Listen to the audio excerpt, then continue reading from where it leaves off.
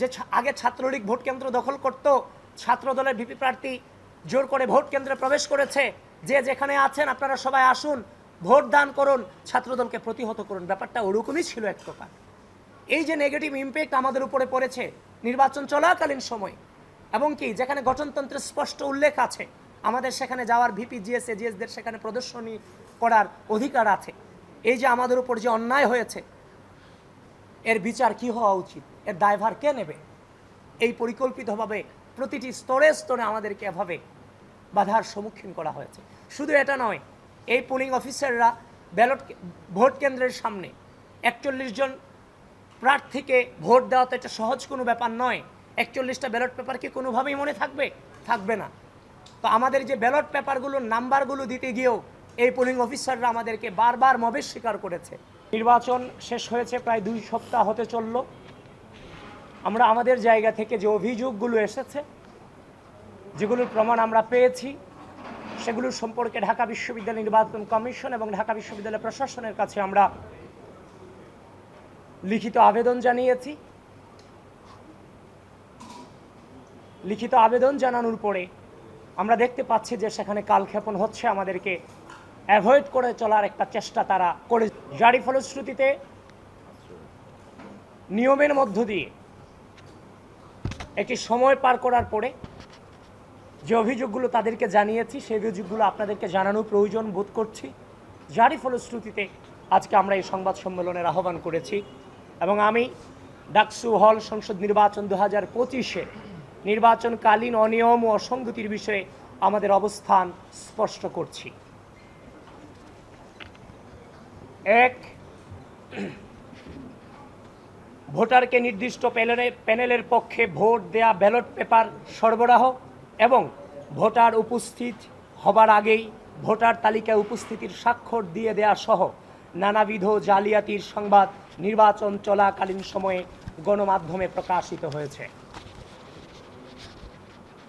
বিভিন্ন কেন্দ্রে ভোটার উপস্থিতি ও ভোট প্রদানের হার অসামঞ্জস্যতা পরিলক্ষিত হওয়ায় বাংলাদেশ জাতীয়তাবাদী ছাত্রদল সমর্থিত প্যানেলের প্রার্থীরা সহ অধিকাংশ প্যানেল এবং একাধিক স্বতন্ত্র প্রার্থী ইতিমধ্যেই ভোটার উপস্থিতির তালিকা এবং ভোট কেন্দ্রের সিসিটিভি ফুটেজ চেয়ে ঢাকা বিশ্ববিদ্যালয় প্রশাসন বরাবর আবেদন করেছেন, কিন্তু ঢাবি প্রশাসন সে বিষয়ে বারবার আশ্বাস দিলেও কার্যকর কোনো পদক্ষেপ গ্রহণ না করে কালক্ষেপণ করে চলেছেন।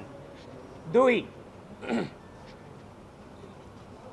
2019 সালের সর্বশেষ ডাকসু হল সংসদ নির্বাচনে ব্যালট পেপারে ক্রমিক নং না থাকায় ছাত্রলীগ নীরবে ভোট কারচুপির সুযোগ তৈরি করতে পেরেছিল, কিন্তু দুঃখজনকভাবে এবারের নির্বাচনে ব্যবহৃত ব্যালট পেপারেও কোনো ক্রমিক নম্বর ছিল না। এছাড়াও ছাপানো ব্যালট পেপারের সংখ্যা, ভোট কেন্দ্রে সরবরাহকৃত, ব্যবহৃত এবং বাতিল হওয়া ব্যালট পেপারের সংখ্যা এবং ভোট গ্রহণ শেষে ফেরতকৃত ব্যালট পেপারের সংখ্যা এখনও পর্যন্ত কোথাও প্রকাশ করা হয়নি।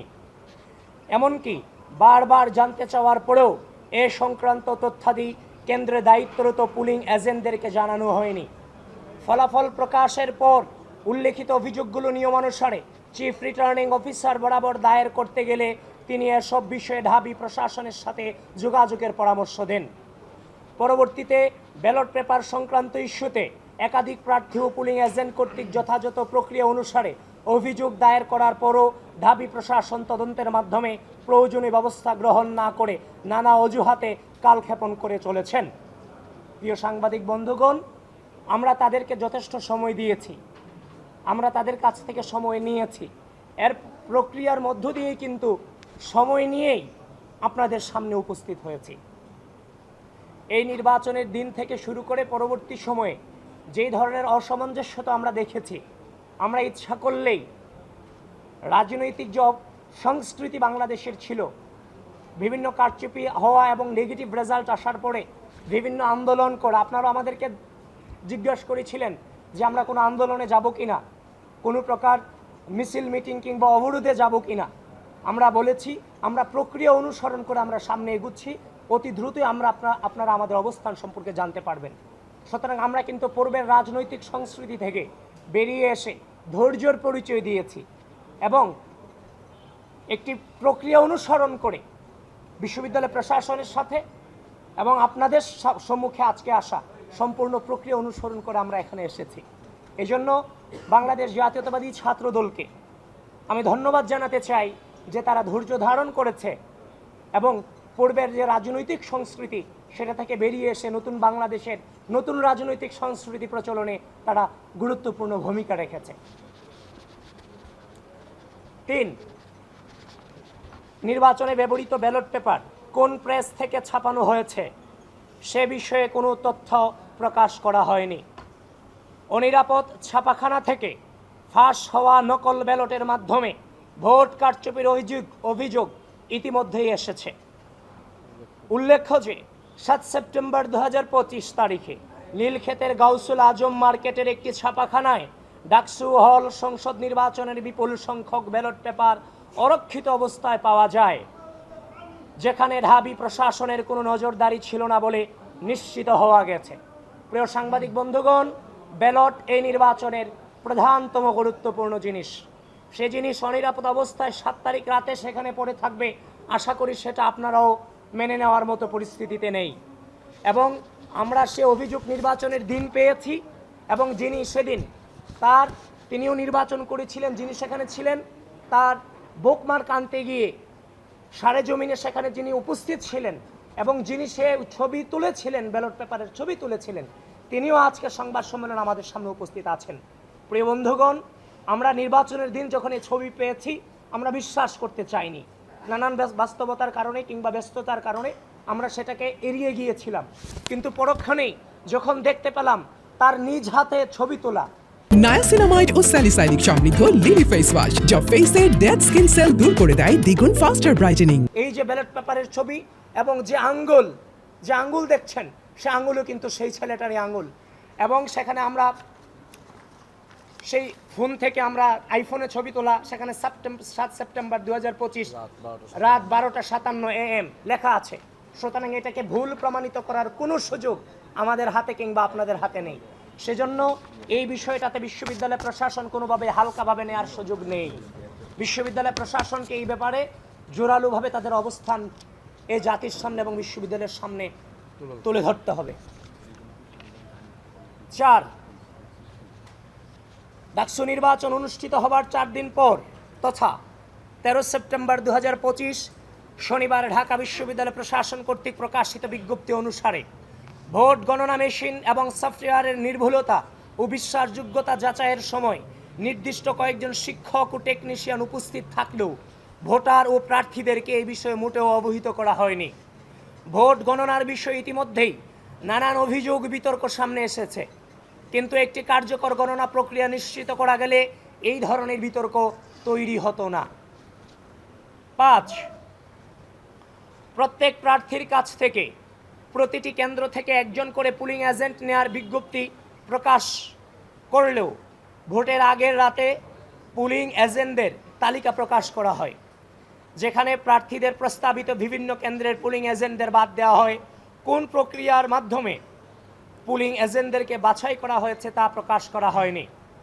6, ভোট গ্রহণের আগে পুলিং এজেন্টদেরকে আইডি কার্ড সরবরাহ করার কথা থাকলেও তা যথাসময়ে সরবরাহ করা হয়নি, যার কারণে অনেক পুলিং এজেন্ট যথাসময়ে ভোট কেন্দ্রের সম্মুখে উপস্থিত হয়েও ভোট কেন্দ্রে প্রবেশ করতে পারেনি এবং অনেক ভোট কেন্দ্রে পুলিং এজেন্টের অনুপস্থিতিতে পক্ষপাত দুষ্ট অবস্থায় ভোট গ্রহণ শুরু হয়। 7,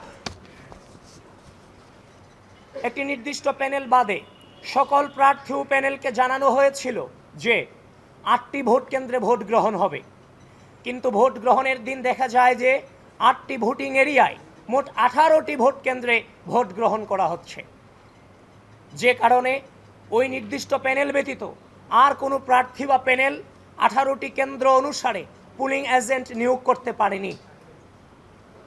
8, ডাকসু হল সংসদ নির্বাচনে কোন প্রক্রিয়া অনুসরণ করে পুলিং অফিসার নিয়োগ দেওয়া হয়েছে সে বিষয়ে অস্পষ্টতা রয়েছে।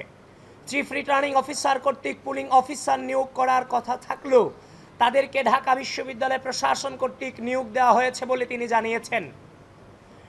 নির্বাচনী আচরণবিধি সম্পর্কে ন্যূনতম ধারণা না থাকায় অধিকাংশ পুলিং অফিসার নির্বাচনী আচরণবিধি সম্পর্কে সাংবাদিকদেরকে ভুল তথ্য দিয়ে প্রার্থীদের বিরুদ্ধে আচরণবিধি লঙ্ঘনের ভুয়া অভিযোগ তুলে নির্বাচনকে প্রভাবিত করেছেন, যার ভুক্তভোগী আমি নিজে, সেটা আপনারা অবশ্যই জানেন। আমি যখন টিচার্স ক্লাবে সকালে যখন প্রবেশ করি, রিটার্নিং অফিসার যিনি সেখানে ছিলেন তার অনুমতিক্রমে এবং তিনি দায়িত্ব নিয়ে আমাকে সেখানে প্রবেশ করিয়েছেন এবং বিভিন্ন বুথগুলো আমাকে দেখিয়েছেন। কিন্তু দুঃখজনক হলেও কিছুক্ষণ পরেই আমি শুনতে পাই যে বিভিন্ন পত্রিকাতে ছয়লাভ হয়ে গেছে যে ছাত্রদলের মনোনীত ভিপি প্রার্থী তিনি আচরণবিধি লঙ্ঘন করে ভোট কেন্দ্রে প্রবেশ করেছেন।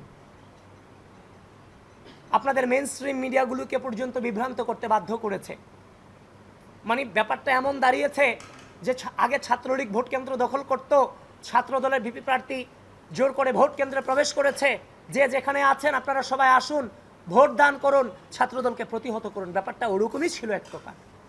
এই যে নেগেটিভ ইম্প্যাক্ট আমাদের উপরে পড়েছে নির্বাচন চলাকালীন সময়, এবং কি যেখানে গঠনতন্ত্রের স্পষ্ট উল্লেখ আছে আমাদের সেখানে যাওয়ার ভিপি জিএস এজিএসদের সেখানে প্রদর্শনী করার অধিকার আছে, এই যে আমাদের উপর যে অন্যায় হয়েছে এর বিচার কি হওয়া উচিত, এর দায়ভার কে নেবে? এই পরিকল্পিতভাবে প্রতিটি স্তরে স্তরে আমাদেরকে এভাবে বাধার সম্মুখীন করা হয়েছে। শুধু এটা নয়, এই পোলিং অফিসাররা ভোট কেন্দ্রের সামনে 41 জন প্রার্থীকে ভোট দেওয়া তো এটা সহজ কোনো ব্যাপার নয়। 41টা ব্যালট পেপার কি কোনোভাবেই মনে থাকবে না। তো আমাদের যে ব্যালট পেপারগুলোর নাম্বারগুলো দিতে গিয়েও এই পোলিং অফিসাররা আমাদেরকে বারবার মবেশ স্বীকার করেছে। সুতরাং এই দায়ভার কার? এটা পরিকল্পিত ছিল। 9, নিরাপত্তা ও ভোট সংশ্লিষ্ট দায়িত্বে থাকা কতিপয় অতি উৎসাহী বিএনসিসি, রোভার স্কাউট ও গার্লস গাইড সদস্যের ভূমিকা ইতিমধ্যেই প্রশ্নবিদ্ধ হয়েছে।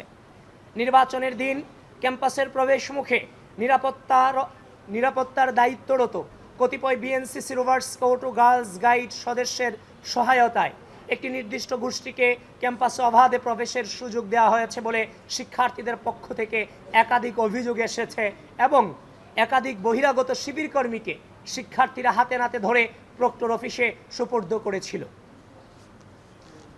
10, ভোট গণনার সময়ে পুলিং এজেন্টদেরকে কার্যত নিষ্ক্রিয় ভূমিকা পালন করতে বাধ্য করা হয়েছে। ভোট গণনা প্রক্রিয়ার সাথে পুলিং এজেন্টদেরকে যথাযথভাবে যুক্ত না করায় এবং প্রক্রিয়ায় ত্রুটি থাকার প্রতিবাদে বাংলাদেশ জাতীয়তাবাদী ছাত্রদল সমর্থিত প্যানেলের সকল পুলিং এজেন্ট সহ অধিকাংশ প্রার্থীর পুলিং এজেন্ট রেজাল্ট শিটে স্বাক্ষর না করেই ভোট কেন্দ্র ত্যাগ করেছেন। 11, ডাকসু ও হল সংসদ নির্বাচনে অস্বচ্ছ ব্যালট বাক্স ব্যবহার করার কারণে বিভিন্ন অভিযোগ ও বিতর্ক তৈরি হয়েছে। তাছাড়া অধিকাংশ বুথে নির্বাচনের দিন বেলা 11টার পর থেকে মার্কার পেন না থাকায় ভোটারদেরকে বল পেন দিয়ে ব্যালট পেপারে ক্রস চিহ্ন দিতে হয়েছে। বল পেনে ক্রস চিহ্ন দেওয়া ভোটগুলো ওএমআর মেশিন সঠিকভাবে রিড করতে পারেনি বলে অনেক ভোট গণনা করা হয়নি বলে পুলিং এজেন্টরা লক্ষ্য করেছিলেন। একটি নির্দিষ্ট সময়ের পরের ভোটগুলোতে বল পেন ব্যবহার করে পরিকল্পিতভাবে ভোট নষ্ট করার হীন চেষ্টা ছিল কিনা তা নিয়ে অধিকাংশ প্রার্থীর মনে শঙ্কা তৈরি হয়েছে। এছাড়াও ভোটার চিহ্নিত করার জন্য আঙ্গুলে যে মার্কার কালি ব্যবহার করা হয়েছে সেটি অস্থায়ী কালি হওয়ার কারণে একই ব্যক্তি একাধিক ভোট দিয়েছে কিনা সে বিষয়ে শিক্ষার্থীদের মনে সন্দেহ দেখা দিয়েছে। প্রিয় সাংবাদিক ভাই ও বোনেরা, উল্লেখ্য আইন ও বিধি অনুসারে উপরোক্ত নিয়ম ও অসঙ্গতি সমূহের বিষয়ে বারবার সংশ্লিষ্ট কর্তৃপক্ষকে অবগত করে সমাধানের অনুরোধ করলেও তারা কোনো কার্যকর পদক্ষেপ নেননি, বরং ইচ্ছাকৃতভাবে কালক্ষেপণ করে চলেছেন, যার ফলে ডাকসু হল সংসদ নির্বাচন 2025 ইতিহাসের পাতায় একটি নেতিবাচক প্রশ্নবিদ্ধ নির্বাচন হিসেবে ঠাঁই পাবার দিকে এগিয়ে যাচ্ছে বলে আমরা মনে করি। গণতান্ত্রিক মূল্যবোধের ধারক বাহক যে সংগঠনের সকল পর্যায়ের নেতাকর্মীদের সুদীর্ঘ সংগ্রাম ও সর্বোচ্চ আত্মত্যাগের উপর ভিত্তি করেই বাংলাদেশ গণতান্ত্রিক পুনরুজ্জাগরণের দিকে এগিয়ে যাচ্ছে, সেই বাংলাদেশ জাতীয়তাবাদী ছাত্রদলের প্রতিনিধি হিসেবে গণতান্ত্রিক প্রক্রিয়াকে এভাবে ভুলুণ্ঠিত হতে দেখা আমাদের জন্য চরম হতাশাজনক ও কষ্টদায়ক। আমরা তারপরও আশা রাখব যে ঢাকা বিশ্ববিদ্যালয় প্রশাসন গণতান্ত্রিক মূল্যবোধের অন্যতম স্তম্ভ স্বচ্ছতা ও জবাবদিহিতার পথে ফিরে এসে উপরোক্ত অনিয়ম এবং অসঙ্গতিসমূহের বিষয়ে যথাযথ তদন্তপূর্বক সকলের সামনে সত্য উন্মোচন করবে। প্রিয় সাংবাদিক ভাই ও বোনেরা, আপনারা কষ্ট করে এসেছেন, আপনাদের প্রতি আবারও আমাদের প্যানেলের পক্ষ থেকে কৃতজ্ঞতা জ্ঞাপন করে এখানে শেষ করছি। বাংলাদেশ জিন্দাবাদ। ধন্যবাদ সবাইকে।